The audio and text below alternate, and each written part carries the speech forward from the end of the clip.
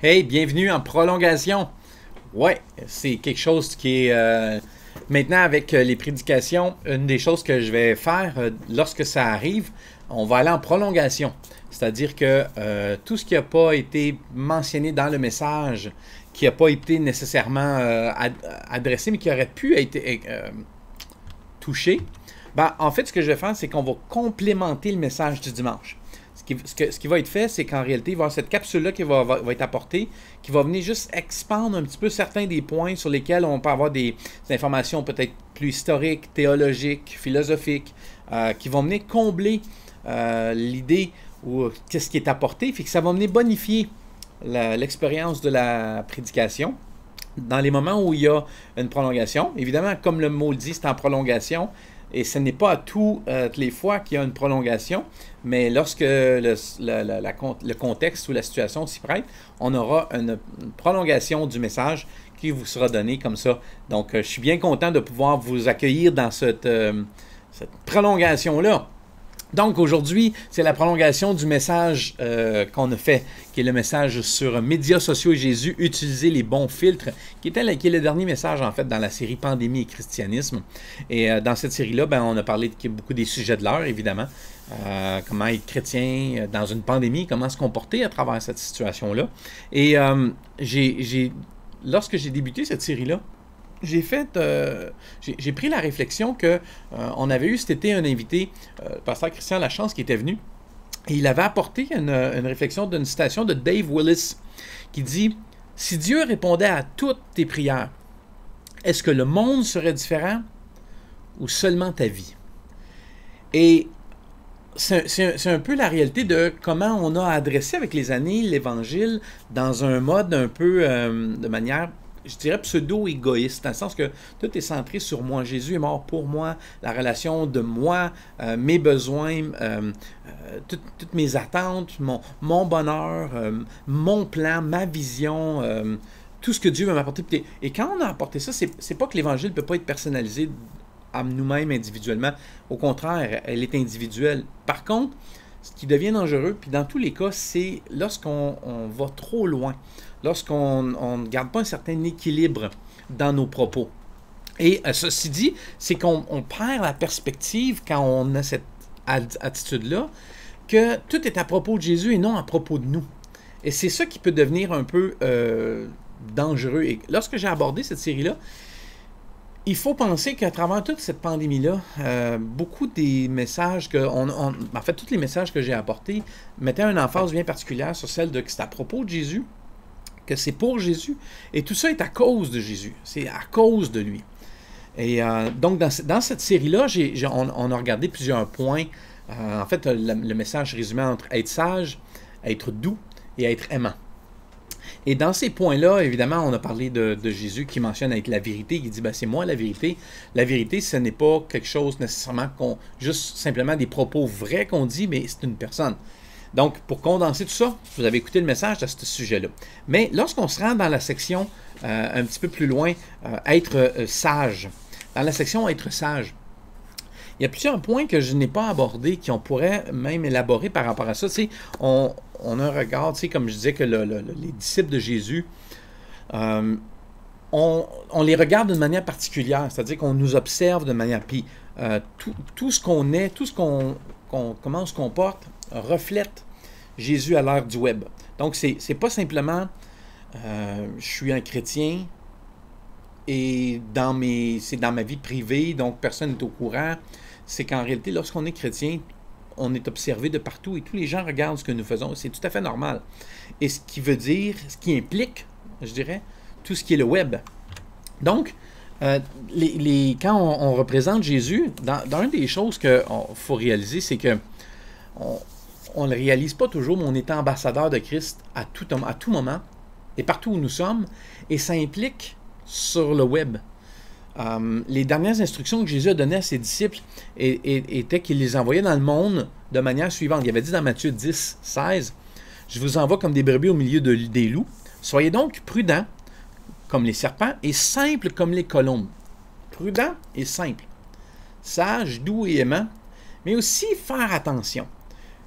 comme les premiers disciples qui ont été envoyés dans le monde pour répandre l'Évangile, pour pouvoir non seulement le dire, mais le faire vivre, le message, ça exige, comme ça a fait pour eux, une sagesse.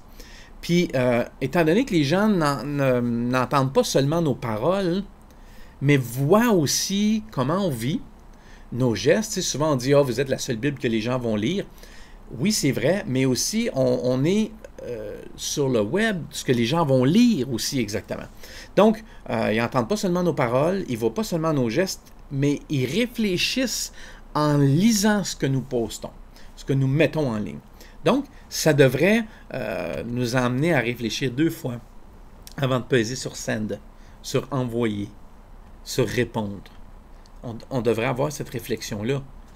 Maintenant, les lettres manuscrites, tu sais, les lettres de 3 pages qu'on écrivait, 5 pages, 10 pages, je ne sais pas si vous vous souvenez, souvent on écrivait, tu sais, on rédigeait des phrases, puis avec minutie, puis si c'était une personne importante, exemple, vous vouliez écrire à votre amoureux, amoureuse, vous preniez le temps de bien écrire, puis de bien peser les mots que vous écriviez. C'était bien construit. Donc, malheureusement, beaucoup de ces choses-là sont en grande partie du passé, parce que la communication aujourd'hui qui est à portée de main, est à portée d'un tweet, d'un post, d'un blog rapide, ça peut devenir facilement flou dans nos communications et peu réfléchi. Tu sais, souvent, la vie va tellement vite qu'on ne réfléchit pas si bien que ça à tout ce qu'on dit, ou pas tellement à ça, mais à la portée de ce que l'on dit. Et que l'impact que ça peut avoir sur notre vie, mais sur la vie des gens qui sont autour de nous. Donc, je vous donne des petits exemples qui se sont passés, que j'ai pu répertorier, mais je suis sûr que je pourrais en nommer des centaines et des centaines. En 2013, il y a plusieurs enseignants qui ont perdu leur emploi après avoir réprimandé certains élèves et s'être moqué d'eux sur des réseaux sociaux. Et ils ont simplement perdu leur emploi parce qu'ils avaient posté des choses, ridiculisé des personnes. Il y a un jeune homme, un adolescent en fait, en Grande-Bretagne, qui s'est suicidé suite à des propos d'intimidation qu'il avait eu envers lui sur Facebook. Encore là, vous me direz, ça peut avoir lieu dans la cour d'école. Ce que je veux juste vous en apporter à réaliser, c'est que cette portée-là est la même. Quand nous, on dit, ouais, mais c'est juste des affaires sur le web. En réalité, c'est pas tout à fait vrai. C'est que il faut comprendre que l'intimidation qui a eu lieu dans une cour d'école ou au travail ou dans un endroit quelconque se répercute aussi sur l'ère du web.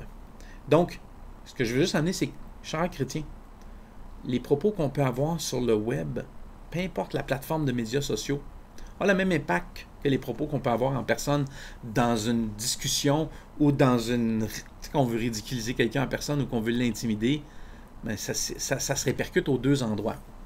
Donc, je sais qu'il y a eu aussi au Michigan une histoire de plusieurs professionnels de la santé qui, eux, ils ont été simplement mis dehors, licenciés, parce qu'ils ont aimé, ils ont commenté des photos qui étaient inappropriées de patients qu'un collègue avait affichées sur Facebook.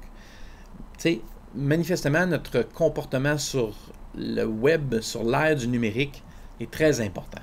Donc, dans la partie être sage, il y a ça, il y a prendre conscience qu'il faut être sage dans nos propos, peu importe, et comme je l'ai dit dans le message, peu importe si on considère ce qu'on dit comme logique ou évident, il faut toujours faire attention, comme la Bible le dit, peser avec, que tous vos propos soient assaisonnés de sel.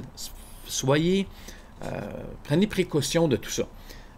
Et je rappelle le même verset que j'ai mentionné dans Jacques 1,26 qui dit si quelqu'un croit être religieux sans tenir sa langue en bride, mais en trompant son cœur, la religion de cet homme est vaine. Si tu ne sais pas contenir tes propos, tu as beau te dire croyant, ça n'a aucun impact. C'est tes propos et la manière que tu les positionnes qui font toute la différence. Dans la deuxième section, j'avais mentionné le deuxième point qui était être doux. Il y a une partie que je n'ai pas, qu'on peut vraiment explorer un petit peu plus. C'est la partie où il y a l'histoire d'un pasteur qui avait mis sur Twitter, une histoire que j'ai rapportée d'un pasteur qui avait mis sur Twitter, il cherchait à inviter les gens à venir à la prédication. Il avait une personne qui avait répondu en majuscule, et tout ça avait escaladé un petit peu. Et tu sais, la technologie permet de nous exprimer, puis c'est vraiment génial. La preuve, elle est devant vous. Mais on peut encourager, on peut corriger des informations, on peut avertir des gens, on peut soutenir des causes. Tu sais, on peut être bien zélé pour déclarer la vérité. Mais ça ne veut pas dire qu'on... Si on ne fait pas attention, on peut être en train d'exposer tout cela, même si les termes sont vrais, de manière méchante, arrogante et même parfois blessante. La vérité... En fait, ce que Dieu nous demande, puis je veux que vous compreniez bien le sens de ce que je vais vous dire, parce que je sais que ça peut être facilement déroutable ou emmener ça à n'importe quel sens, là.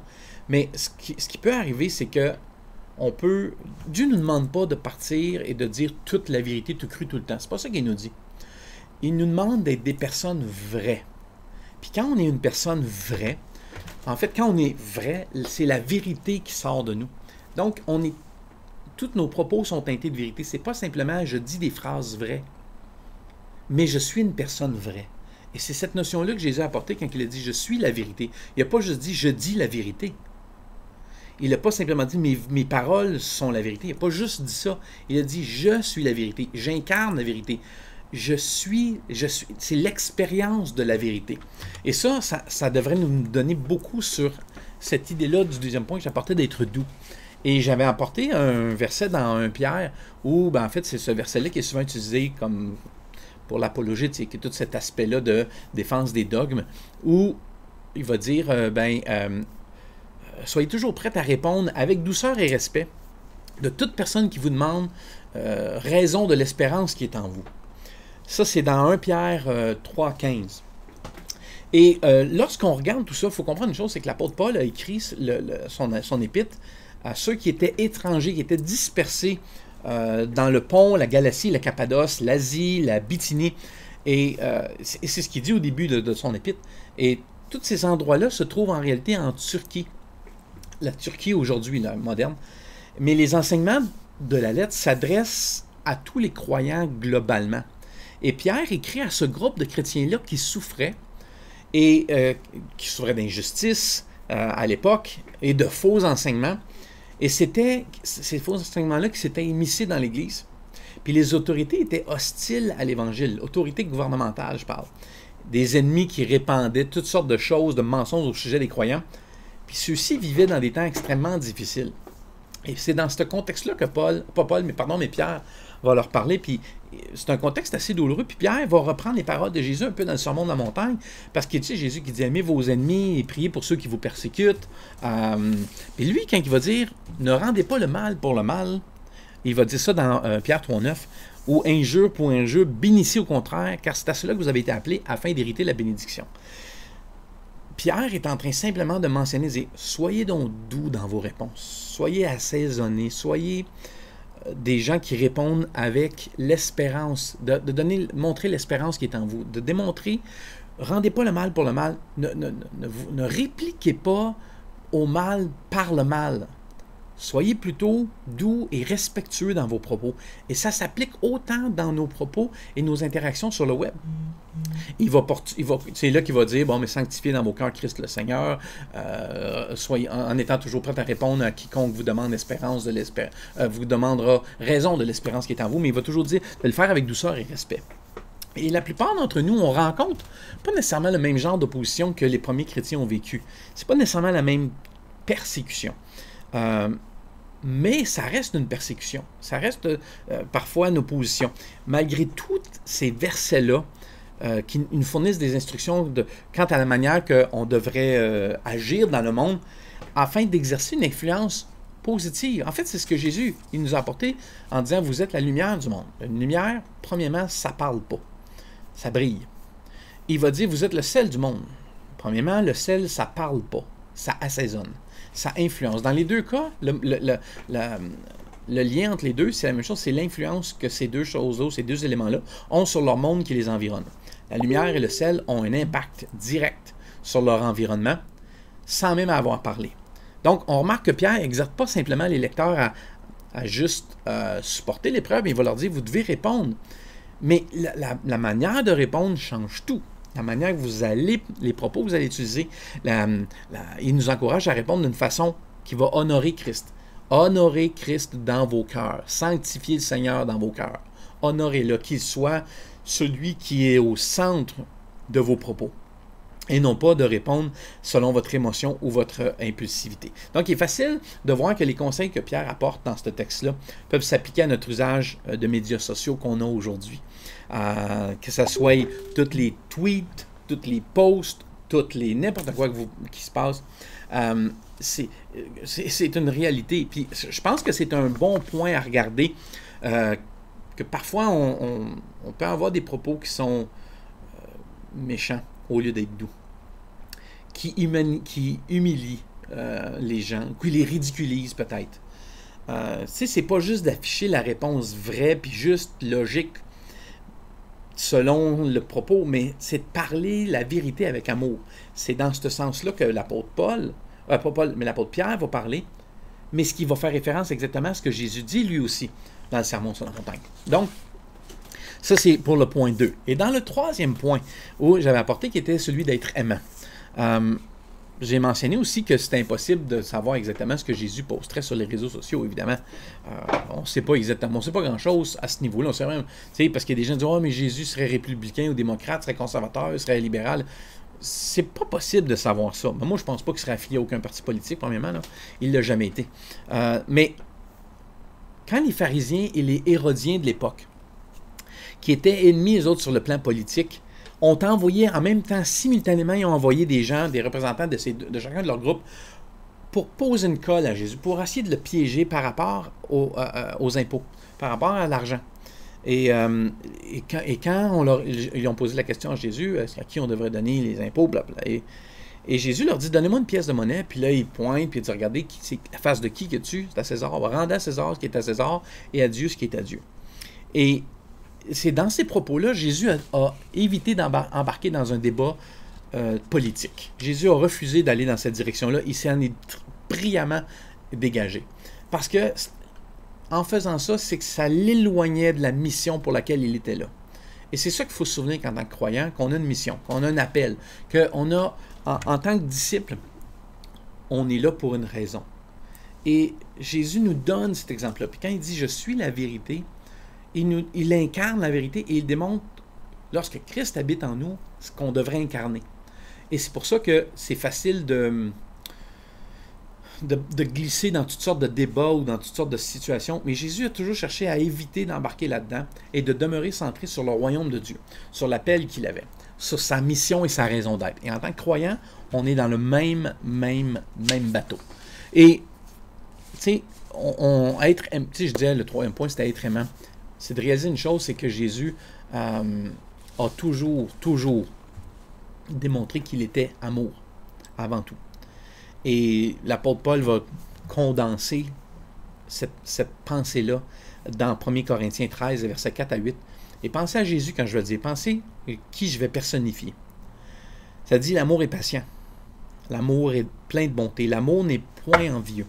L'amour ne se vante point, ne s'enfle point d'orgueil. L'amour ne fait rien de malhonnête. Il ne cherche point son intérêt. Il ne s'irrite point. Il ne soupçonne point le mal. Il ne se réjouit point de l'injustice, mais il se réjouit de la vérité. Il excuse tout, il croit tout, il espère tout, il supporte tout. L'amour ne périt jamais. Et Jésus est le portrait de ça.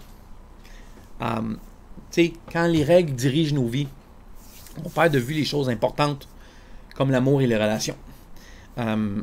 Et on a pu voir ça vers la fin du message. Si vous ne l'avez pas vu, vous ne l'avez pas écouté, allez le voir.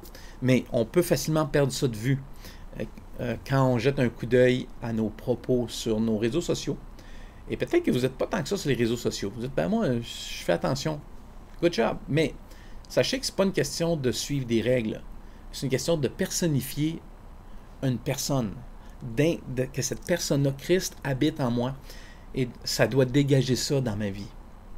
Dans mes propos, dans la manière que je rétorque aux gens, la manière que je je réponds, ou même les icônes, tu sais, les émoticônes, les emojis, c'est ça. Même les emojis. Ils caractérisent ça. Et là, vous me dites, ah, mais là, tu donnes plein de règles. Je ne suis pas en train de vous donner des règles, je suis en train de vous donner un principe que si je veux représenter Christ, Jésus dit, vous êtes la lumière du monde et le sel de la terre. Avant de parler, c'est ce qu'on dégage. Et ce qu'on dégage se répercute aussi sur nos médias sociaux. Je n'ai rien dit, je n'ai pas participé à tel débat. C'est juste de faire attention, de ne pas tomber ou de glisser. Et ça vous écarte, tu sais, comme ça vous enlève du chemin sur lequel Dieu vous a appelé à être son disciple, de partager l'Évangile de grâce, de pardon et d'amour, et d'incarner ça dans nos gestes, dans nos vies et dans nos personnes. Donc, c'était tout. Voilà pour la prolongation. J'espère que vous avez apprécié. Et on se revoit dans une prochaine prolongation quand ça arrivera. Salut!